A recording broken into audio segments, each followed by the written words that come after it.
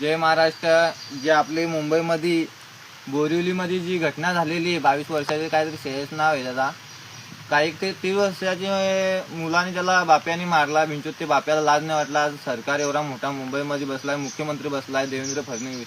आज देवेंद्र फडणवीस मी हात जोडून विनंती करतो का जे 22 वर्षाचा मुलग्याला मारला तिथं ट्रेनमध्ये, ते मुलाला अतिशय निर्णय त्याच्या बाजून लागला पाहिजे. आणि त्याच्या बाजून आई बहिणींना, ते आई त्याची लढत होती, मी अतिशय लढलो त्या दिवशी आईचं त्याची व्हिडिओ बघून. डोळ्यांना पाणी आला माझे. तुमच्या डोळ्यांना पाणी नाही काय देवेंद्र फडणवीस? तुमच्या डोळ्यांना पाणी नाही काय येत? आज तुमच्या साईडला तुमच्या मुंबईमध्ये 22 वर्षाचा मर्डर झाला. ते मुलाला आज निर्णय त्याच्या बाजून लागलेला नाही अजून.